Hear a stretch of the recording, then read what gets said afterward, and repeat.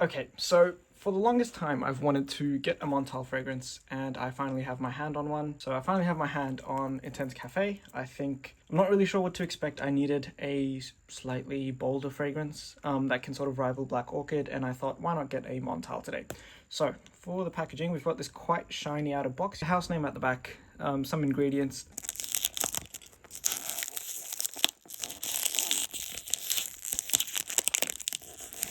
Now I did sell one of my fragrance in order for me to buy this, so I'm hoping the blind buy was worth it. I do not know exactly how this will smell.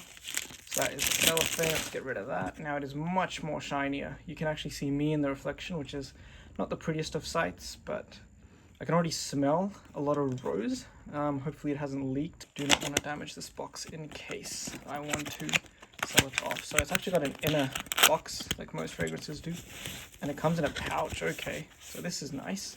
We'll take away this box. You get this nice little pouch, the Montale logo on it all the way around. Feels quite nice.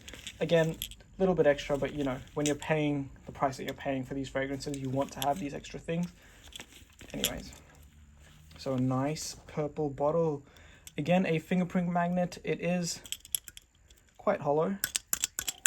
So quite hollow, quite rattly. I always liked this sort of grenade type of thing. Again, gimmicky, but you know, you like what you like. So purple bottle, quite nice all the way around, quite high shine, gold accents. You got the serial number down the bottom. You can have a look at that if you want. All right, let's get into the scent. So the first spray. Okay, so did a couple sprays. I know this is quite strong. First smell, let's have a little smell. Okay, it is very feminine, quite a dominant rose. It's got that Montale kind of rose smell. If you've smelt rose's musk before, it smells really similar. Initially, I'm not really sure if this is something I can pull off. I have pulled off feminine fragrances before, but this seems a little bit more feminine than what I'm used to. Yeah, look, not really sure if I'm going to keep this. It's a lot similar to the other rose fragrances. Rose's musk is the only one that I have experience with, so it's very similar to that. Maybe with a bit of vanilla or tonka bean. I'm not sure what it is. I haven't seen the notes down the bottom. But initial thoughts, I don't think it's really even a metrosexual fragrance. I think it's very, very feminine.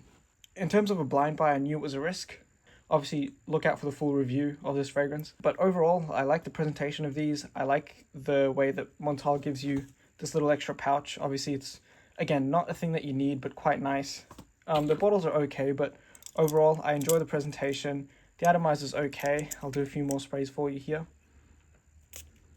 So you can see the atomizer is okay, quite average, nothing to write home about, and the scent is okay as well.